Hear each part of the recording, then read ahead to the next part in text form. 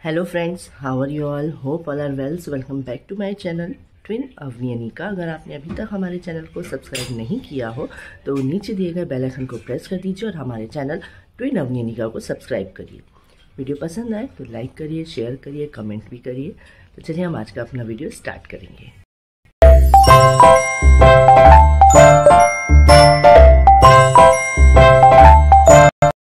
तो फ्रेंड्स, आज है मकर संक्रांति.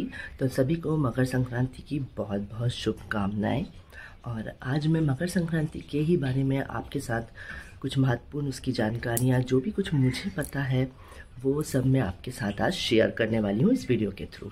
तो चलिए सबसे पहले हम जान लेते हैं कि मकर संक्रांति क्या है, क्या मतलब कैसे ये आई, कैसे मनाई जाती है, क्यों मनाई जाती है. विभिन्न अलग अलग देशों में, प्रदेशों में इनको इसे किस नाम से जाना जाता है, वहाँ के किस तरह के रीति रिवाज हैं.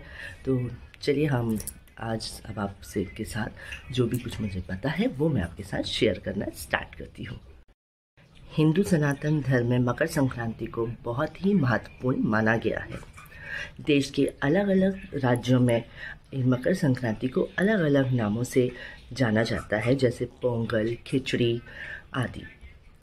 इस साल मकर संक्रांति की तारीख को लेकर लोग बहुत कंफ्यूज हैं, क्योंकि इसे 14 जनवरी की मकर संक्रांति को बता रहे हैं कि यह जो है 15 जनवरी को मनाना चाहिए.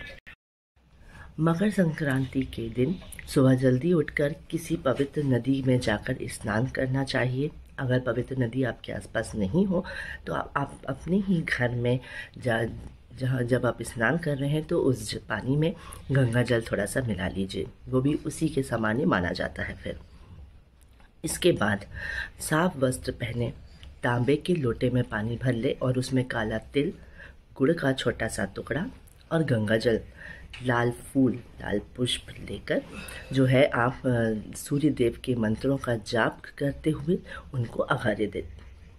इस दिन सूर्य देव को अर्घ्य देने के साथ ही शनि देव को भी जल अर्पित करें. इसके बाद गरीबों को तिल और खिचड़ी का दान करें. जब आप सूर्य देव को अर्घ्य दें तो यह मंत्र जरूर, इस मंत्र का जाप करते रहें जो मैं आपको बताने वाली हूँ. ओम सूर्याय नमः. इसका जाप करते हुए आप सूर्य देव को अर्घ्य दें. मकर संक्रांति मुख्यतः सूर्य पर्व के रूप में मनाया जाता है, क्योंकि सभी हम जानते हैं कि जो सूर्य है वो धनु राशि से मकर राशि में प्रवेश करता है और इसी क्रिया को मकर संक्रांति कहा जाता है. क्योंकि सूर्य जो है वो धनु से मकर राशि में प्रवेश कर रहा है, इसीलिए इसका नाम भी मकर संक्रांति कहा गया है. हिंदू महीने के अनुसार पौष शुक्ल पक्ष में मकर संक्रांति पर्व मनाया जाता है. मकर संक्रांति पूरे भारतवर्ष और नेपाल में मुख्य फसल कटाई के त्यौहार के रूप में मनाया जाता है. हरियाणा और पंजाब में इसे लोहड़ी के रूप में मनाया जाता है, जो एक दिन पूर्व 13 जनवरी को मनाया जाता है. इस दिन उत्सव के रूप में स्नान दान किया जाता है. तिल और गुड़ के जो लड्डू होते हैं वो बनाए जाते हैं और बांटे जाते हैं. पतंग उड़ाई जाती है. मकर संक्रांति मनाते सब हैं, पर ज़्यादातर लोग इस पर्व के बारे में कुछ नहीं जानते. तो हम इस पर्व के बारे में कुछ रोचक तथ्य आपको मैं बताती हूँ. सबसे पहला है कि इसे मकर संक्रांति क्यों कहते हैं. मकर संक्रांति पर्व मुख्यतः सूर्य पर्व के रूप में मनाया जाता है.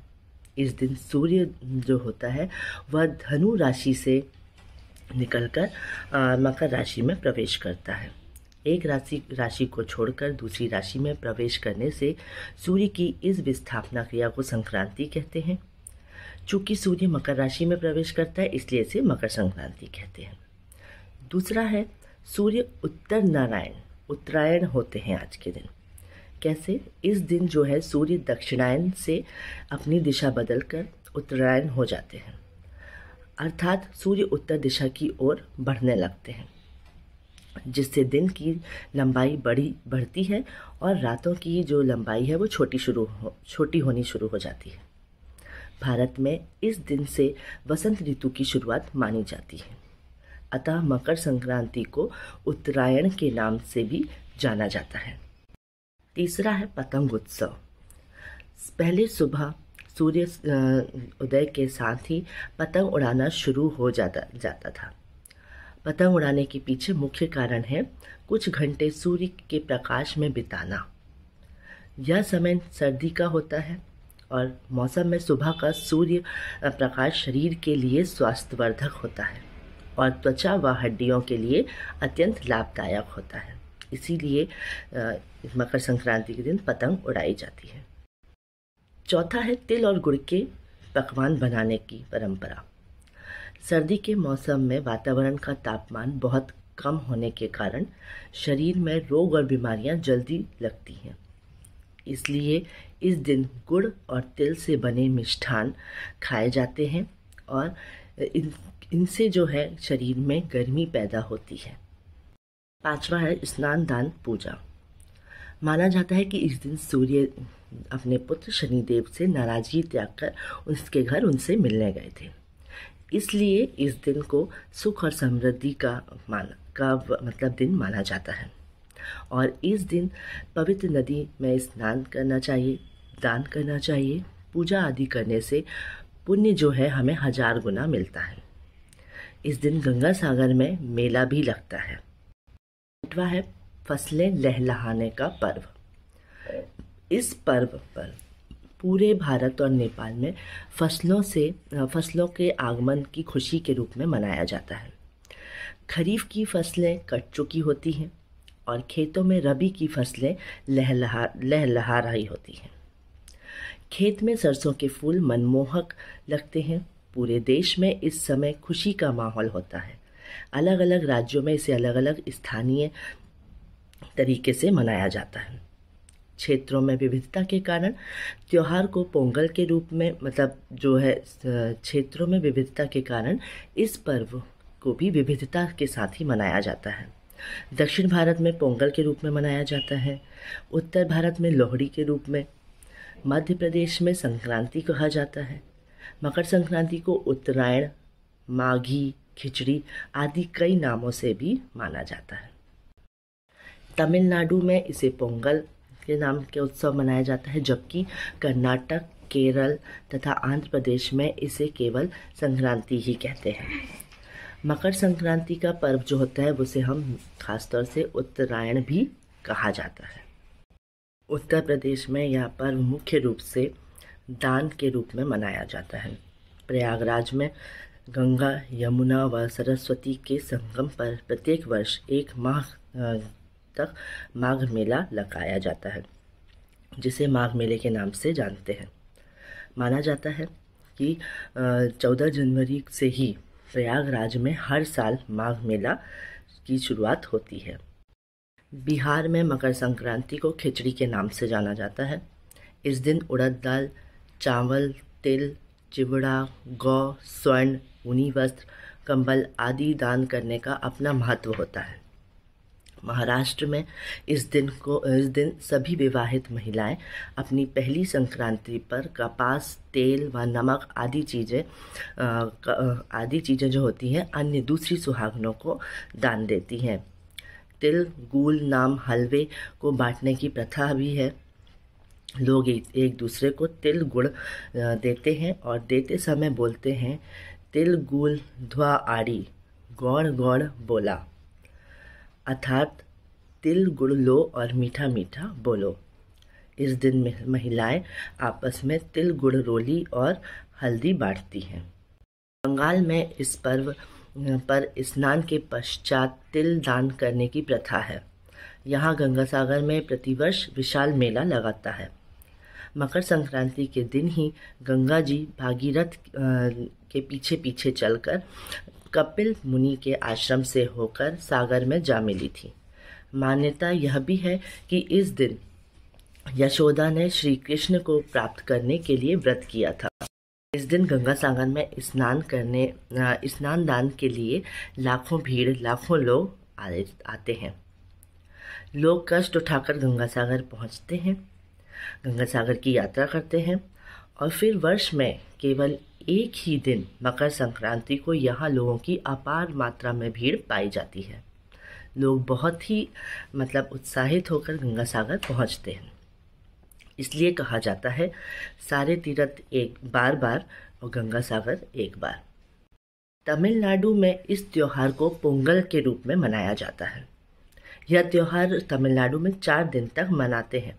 प्रथम दिन भोगी पोंगल, द्वितीय दिन सूर्य पोंगल, तृतीय दिन मट्टू पोंगल अथवा केनू पोंगल और चौथे व अंतिम दिन कन्या पोंगल। इस प्रकार पहले दिन कूड़ा करकट इकट्ठा करके जलाया जाता है, दूसरे दिन लक्ष्मी जी की पूजा की जाती है और तीसरे दिन पशु धन की पूजा की जाती है। पोंगल मनाने के लिए स्नान करके है खुले आंगन में मिट्टी के बर्तन में खीर बनाई जाती है जिसे पोंगल कहते हैं। इसके बाद सूर्य देव को नैवेद्य चढ़ाया जाता है। उसके बाद खीर को प्रसाद के रूप में सभी लोग ग्रहण करते हैं। इस दिन बेटी और जमाई राजा के विशेष रूप से स्वागत किया जाता है।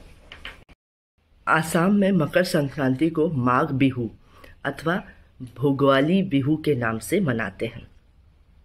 राजस्थान में इस पर्व पर सुहागन महिलाएं अपनी सास को वायना देकर आशीर्वाद प्राप्त करती है।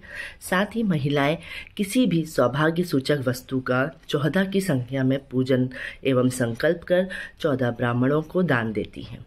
इस प्रकार मकर संक्रांति के माध्यम से भारतीय सभ्यता एवं संस्कृति की झलक विविध रूपों में दिखाई देती है। उत्तराखंड में जैसे कि हम पहले ही आपको बता चुके हैं कि मकर संक्रांति देश के कई राज्यों में अलग अलग नामों से मनाई जाती है, जानी जाती है और पर्व के रूप में मनाई जाती है। इसके तौर तरीके हर देश में, हर प्रदेशों में, हर राज्यों में अलग होते हैं। देवभूमि उत्तराखंड में इस मुख्य पर्व मकर संक्रांति को घुघुतिया त्यौहार के रूप में मनाया जाता है। आज के दिन उत्तराखंड के सभी लोग अपने दिन की शुरुआत सुबह नहाने से करते हैं। घर की महिलाएं द्वारा रसवाड़े को मोल मिट्टी की सहायता से लिपाई पुताई की जाती है, जिसके बाद सभी लोग अपने घरों में देवता स्वरूप देवी देवताओं की पूजा करते हैं और दिन के भोजन में घुघुतिया बनाते हैं। यह घुघुतिया आटे की सहायता से बनाते हैं जिसमें विभिन्न प्रकार की आकृतियों के माध्यम से घुघुतिया को तैयार किया जाता है। इन सभी घुघुतियों को परिवार के छोटे बच्चे द्वारा कौवे को अपने हाथों से खिलाया जाता है। इस तरह से यह पर्व अपने ऐतिहासिक पहलू को संजोता है। इस दिन जप, तप, दान, स्नान, श्राद्ध, तर्पण आदि धार्मिक क्रियाकल्पों का विशेष महत्व होता है। ऐसी धारणा है कि इस अवसर पर दिया गया दान 100 गुना बढ़कर पुनः प्राप्त होता है। इस दिन शुद्ध घी एवं कंबल का दान मोक्ष की प्राप्ति करवाता है। मकर संक्रांति के अवसर पर गंगा स्नान एवं गंगा तट पर दान को अत्यंत शुभ माना गया है। इस पर्व पर तीर्थराज प्रयाग एवं गंगा सागर में स्नान को महास्नान की संज्ञा दी गई है। मकर संक्रांति जो हम मनाते हैं उसका कारण क्या होता है? तो मकर संक्रांति का पर्व ठंड में पड़ता है और ठंड में हमारे शरीर में कफ की मात्रा बढ़ जाती है और त्वचा में भी रूखापन आ जाता है। मकर संक्रांति पर सूर्य देव उत्तरायण हो जाते हैं। इस समय सूर्य की किरणें औषधि का काम करती हैं, इसीलिए इस पर्व पर पतंग उड़ाने को शुभ माना जाता है। मकर संक्रांति पर राहु और शनि के दोष से बचने के लिए क्या उपाय हमको करना चाहिए? तो ज्योतिष शास्त्र में उड़द की दाल का संबंध शनि देव से माना जाता है। शनि दोष से निवृत्ति के लिए मकर संक्रांति के दिन उड़द दाल की खिचड़ी अवश्य दान करें। ऐसा करने से निश्चित ही शनिदेव प्रसन्न होते हैं और शनि के जो दोष होते हैं वो दूर हो जाते हैं। इसके अलावा मकर संक्रांति के दिन तिल का भी दान कर सकते हैं।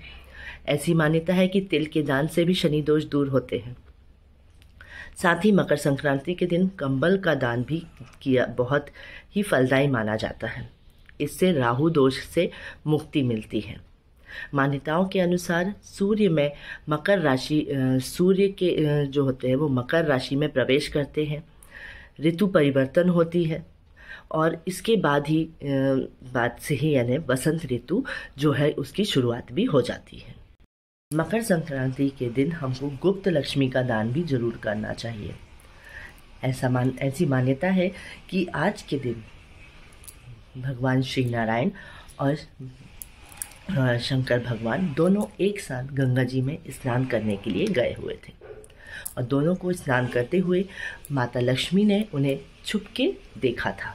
जब वह छुपके देख रही थी तो उस समय तिरछी नज़रों से जो है विष्णु जी ने उन्हें देख लिया। जैसे ही विष्णु जी ने तिरछी नजरें करके लक्ष्मी जी को देखा, उसी समय शंकर जी ने भी विष्णु जी को, नारायण भगवान को देख लिया और उनकी नज़र तुरंत ही लक्ष्मी जी पर पड़ी। तब शंकर जी ने लक्ष्मी जी को यह वरदान दिया कि जिस तरह से तुमने छुपकर हमें देखा है, उसी तरह से अगर आज के दिन से तुम्हारा नाम गुप्त लक्ष्मी का नाम माना भी कहा जाएगा, और जो आज के दिन संक्रांति के दिन गुप्त लक्ष्मी का दान देगा वह वर्ष भर लक्ष्मी जी की कृपा उस पर बनी रहेगी। तो फ्रेंड्स, ये थी मकर संक्रांति को लेकर कुछ महत्वपूर्ण जानकारियाँ, कुछ ऐसी तथ्य जो हमें नहीं पता थे, जो मैंने आपके साथ शेयर किए हैं। बहुत लोगों को इसकी जानकारियाँ नहीं रहती हैं। जो भी कुछ मुझे पता था मैंने आपके साथ शेयर किया है। अगर मेरा यह वीडियो आपको पसंद आया हो तो आप हमारी वीडियो को लाइक ज़रूर करिएगा, ज़्यादा से ज़्यादा शेयर करिएगा फ्रेंड्स और फैमिली मेम्बर्स में। और अभी तक अगर हमारे चैनल को सब्सक्राइब नहीं किया हो तो नीचे दिए गए बेल आइकन को प्रेस कर दीजिए और हमारे चैनल ट्विन अवनीनिका को सब्सक्राइब करिए। और वीडियो पसंद आए तो लाइक ज़रूर करिए। तो चलिए, अब मैं आपसे मिलूँगी अपने नेक्स्ट वीडियो में। तब तक के लिए बाय फ्रेंड्स।